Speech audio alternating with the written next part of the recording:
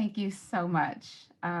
Thank you, Gabby, for that wonderful introduction and for your extraordinary and tireless leadership because, my friend, you make that look very easy. But I recognize the love and the energy that you put into everything that you commit to. So congratulations, Gabby, and happy birthday to you. I also want to thank the Latina Coalition Board and Advisory Board members who give so much and so many hours towards nurturing the network and elevating the voices of mujeres and the booster shots that you give all of us through your encouraging words and allyship. I also want to give a shout out to my fellow alums of the Hispanas Organized for Political Equality, or HOPE Leadership Institute. I see you, not just here, I see you everywhere, and I'm so proud to be a fellow alum. And I also want to thank all of you who joined today on a Sunday morning who support the mission of the Latina Coalition of Silicon Valley. So welcome. And if this is your first time here, we hope to see you again. So before I go into my remarks, I'd like to take a minute to do a land acknowledgement to remind us that San Jose was formerly known as Indian territory. It was later identified during the post-colonial period as Ohlone territory. And many of the descendants of these peoples are now members of reorganized tribes and groups, such as Muwekma Ohlone tribe, Confederated Villages of Lisjan, Bay Muwok, Ama Mutsun Tribal Band, and Indian Canyon Nation. And we recognize and respect the indigenous peoples as traditional stewards of this land and the enduring relationship that exists between indigenous peoples and their traditional territories. So I want to honor their ancestors and elders and community leaders, past, present, and into the future. We speak these words to honor the Ohlone peoples and invite all here to reflect on their relationship to the histories of this land and their peoples. So this acknowledgement demonstrates a commitment to the process of working to dismantle the ongoing legacies of colonialism and the disregard of the original peoples of this place we call San Jose. A land acknowledgement is an important way to remind us of where we live, work, and play. And so thank you for allowing me a minute to do that in the beginning. So I know many of you on this call, but there are many that I don't know. So I'm just going to say a little bit about myself. I come here as a daughter of immigrant parents who traveled to the US from Mexico in search of a better life, who worked hard to provide for family both here and in Mexico, who were relentless in pursuing that American dream. And with that came hardship, trauma, and stress. But most importantly, it came with resilience and grit. And I come here also as an English learner, rooted in two languages, two countries, two traditions, two cultures, and two worlds. I'm also here as a 20-year veteran of public service, and I'm anchored in the value of responsibility to make life better for the people we work for. So some of you may know, and Gabby also said this in the introduction, that 5 years ago, I was appointed as director of the Office of Immigrant Affairs, and it was a new office, so it was a startup. And we aimed at creating a much more welcoming and inclusive environment for immigrants and refugees through social, economic, and civic integration, to name a few.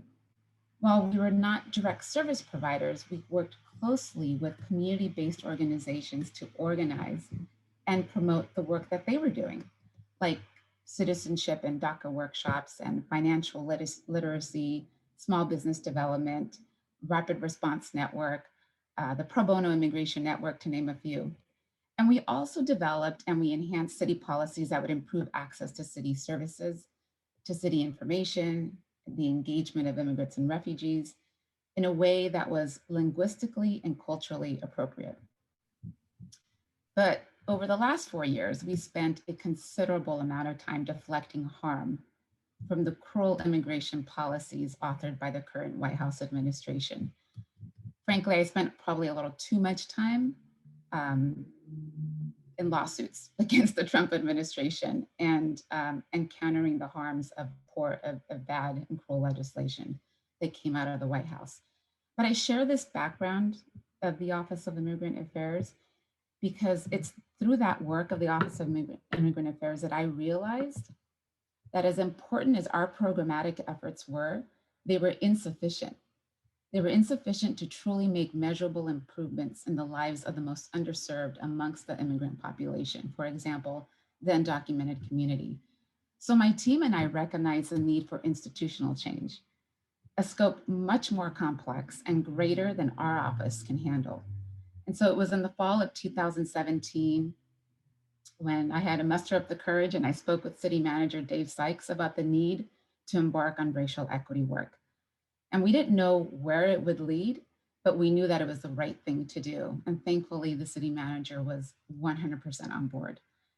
So over the next 2 years, 2018, 19, and the better part of this year, we've adopted a framework that will help advance racial equity so that we will eliminate the systemic barriers that have produced historical and contemporary inequities based on race, gender, class, sexual orientation, geography, and other forms of difference. We want to create new systems, policies, and practices that institutionalize equity and sustainable transformational change. Whew, so what, you might be asking yourself, what does this all mean, right? These are a lot of words. And sometimes it's difficult to understand what that all means, especially if we're not grounded in some of this terminology. So I'm going to get into what this all means for me, but I think that it's important to also state that while today I find myself in this inaugural director position, which is another startup for the office named Office of Racial Equity, I'm on day number 7 of this role. And so you all are the first to hear me speak from this place. And it's been interesting because in 7 days, I've received so many questions, not only from media, but people from many different walks of life asking and wanting to know what I'll be doing. They want to know how I'll be doing it. And I'm also getting questions like, and when do I expect to eliminate institutional racism? And if I could just hear the chuckles, I wish we were in a room so I could hear the chuckle to that, because the fact of the matter is I'm not going to eliminate institutional racism by the end of the fiscal year. It's true. These are the kinds of questions that I'm getting.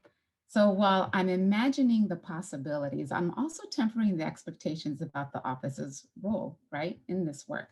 And so before I begin to talk about my vision and how I'd like to carry it out, I think it's important to ground us in some key concepts. So people ask, why are we leading with race? Because race matters. And we live in a highly racialized society. And we know that some progress has been made over the years when it comes to racial equity. Yet, if you look at any measure of success, whether it be income, education, health, criminal justice, significant differences in outcomes based on race remain deep and pervasive. Other questions are, why should we be leading with race? Or who should be leading with race? And I say everyone. We aren't just talking about individual acts of bigotry. We are talking about institutions and systems that perpetuate inequities. We are all part of institutions and systems. And sometimes there's a tendency to focus on personal acts of racism. Instead, we want to focus on the institutions and systems that continue to impact people based on their race. So we need to analyze why inequities continue to persist. The other question is, so who is responsible for advancing racial equity? Everyone. None of us is asked to be born in a world where race influences every single indicator for success.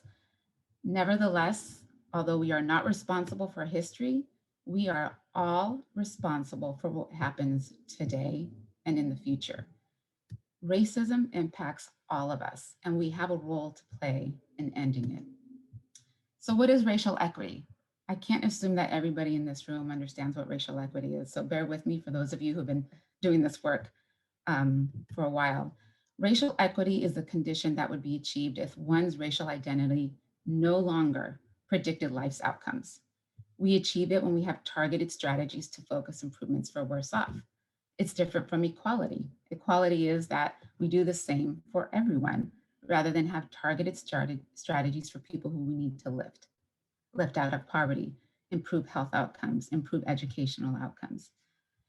So what I have seen is this, especially over the last decade, a movement towards diversity and inclusion. And particularly, I would say the private industry has invested dollars in D&I consultants and D&I, diversity and equity chiefs. And that's important. And I'm sorry if I'm going to be too critical here, but it's also a soft way. These are gateway conversations. Diversity and inclusion is not the goal, because diversity is variety, it's quantity, it's different identities and cultures. And inclusion is, okay, you're invited to the table now. It's participation in these different identities and cultures. So for me, D&I is important because sometimes it's a gateway conversation to the goal, which is equity. So equity is about power and justice. If you want to take that even further, liberation is about being freed from the shackles of the oppressor. And the oppressor comes in many different ways. And it's not that until you begin to do this work that you recognize how we have sometimes perpetuated unintentionally some of these really poor policies or principles. We've been colonized, right? And so we have to undo some of that. Um, so it's important to also understand that, yes, while racism exists and it's an individual act of bias, it's a prejudgment, it's discrimination by an individual based on race. There's institutional racism and there's structural racism. So bear with me on these definitions as well. So institutional racism are policies, practices, and procedures that work better for white people, not for people of color, sometimes unintentionally or inadvertently. And structural racism is the history and the current reality of institutional racism across all institutions that combines to create a system that negatively impacts communities of color. So let's imagine what that looks like in our everyday lives. And I'm going to borrow a model from Race Forward, who uses to tie all of these together. So individual racism is the room we're sitting in, right? It's the immediate context. Institutional racism is the building this room is in, right? It's the policies and practices that dictate how we live our lives. But structural racism is the skyline of buildings around us, all of which interact to dictate our outcomes. Okay, I hope you're still following me here. And then finally, I think an important term for all of us to understand is anti-racism, which is defined as the work of actively opposing racism by advocating for changes in political, economic, and social life. So it's not enough to not be racist, because that would be complicit. It's not enough to not be racist, because that would be you're a bystander. To be anti-racist is to challenge racist policies. So there, hopefully I've piqued your interest and your curiosity about these concepts so that you're now galvanized to learn more about it. And there are two books that I would suggest that you start reading now, and that is So You Want to Talk About Race by Ijoma Oluo and How to Be an Anti-Racist by Dr. Ibram Kendi. I promise you, the more you learn about this, the more you talk about it, the easier it is, because it's uncomfortable, particularly when we want to talk about race and institutional and structural racism at work. It is uncomfortable, but I promise you it gets easier. And that's part of the work that we have to do in order to be better in the environments that we have influence over. It's also important to be grounded in history, right?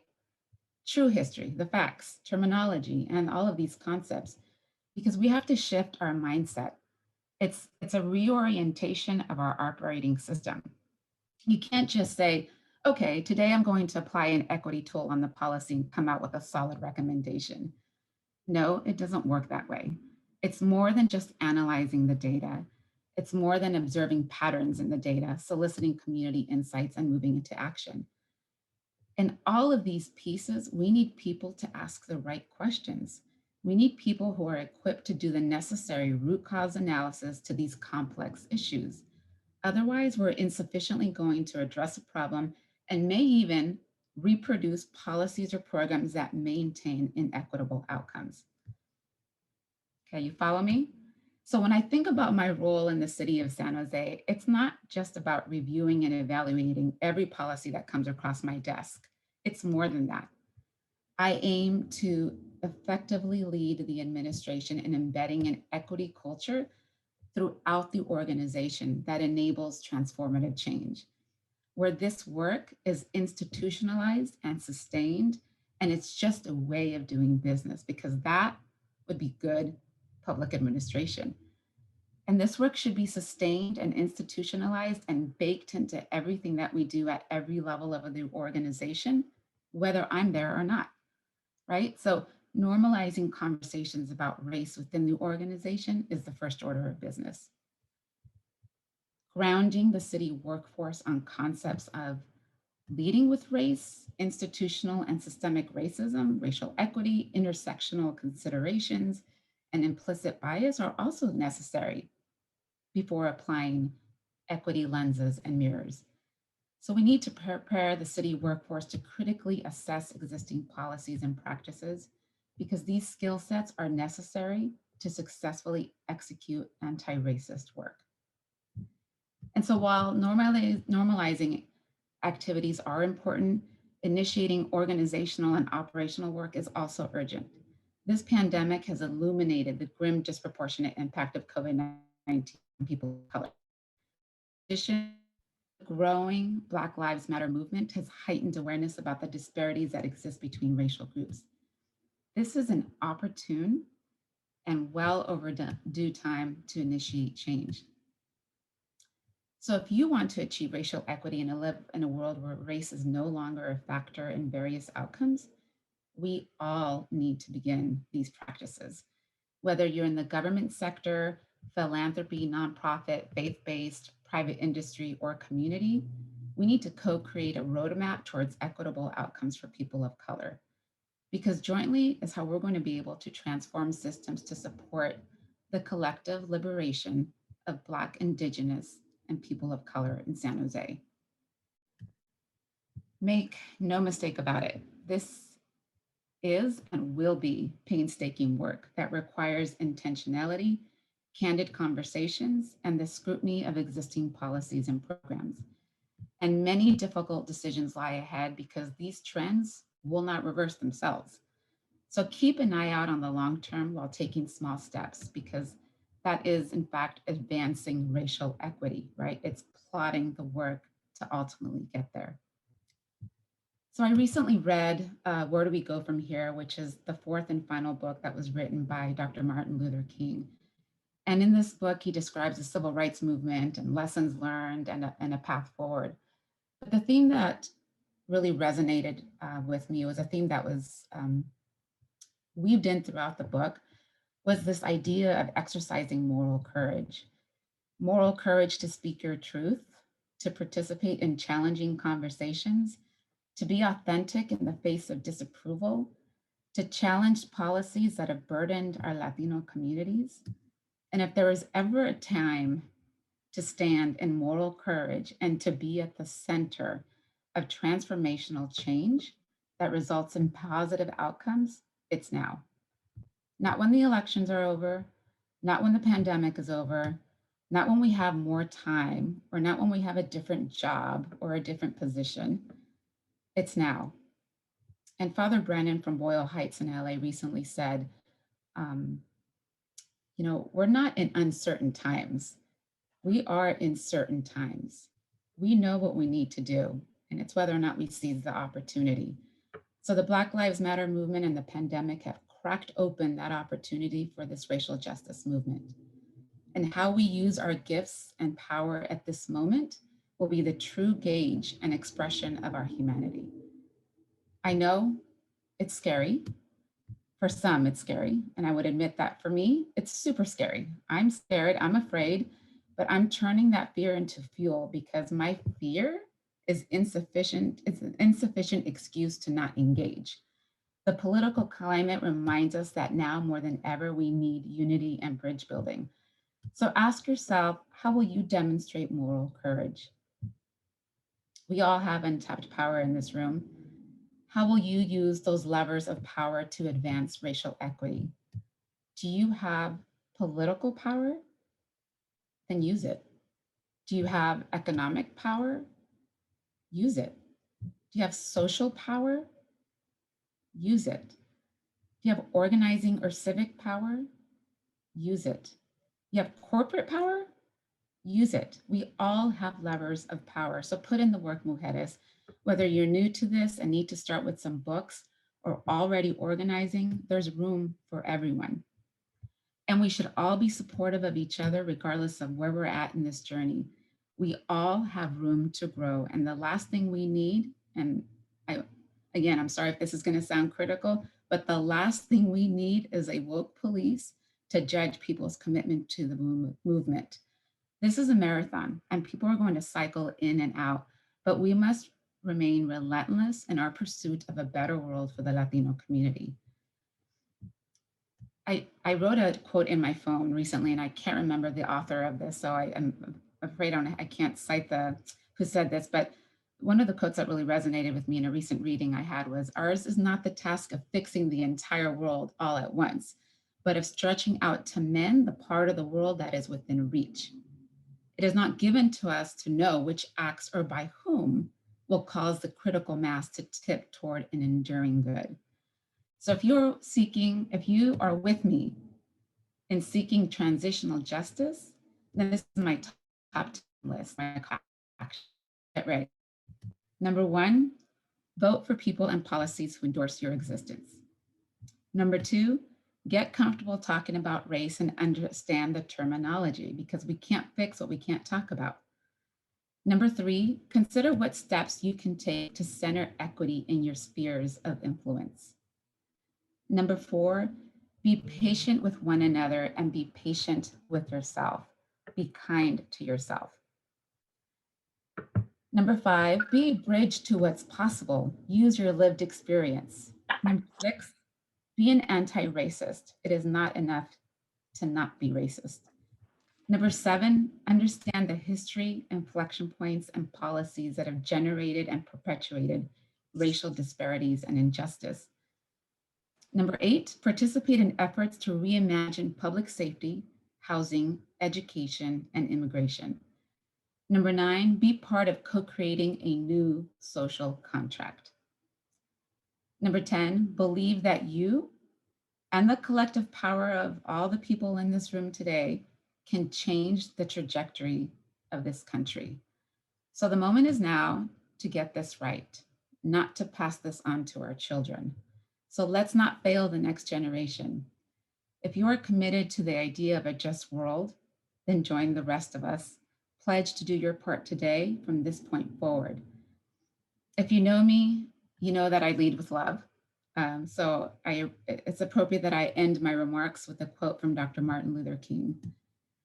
And he says, what is needed is the realization that power without love is reckless and abusive, and that love without power is sentimental and anemic. Power at its best is love implementing the demands of justice, and justice at its best is love correcting everything that stands against love. So with that, I thank you all for being here. Thank you for listening, and I hope to see you join the part of the movement. I'm here to, as an ally and a sister and as a mentor for all of you. So thank you for having me.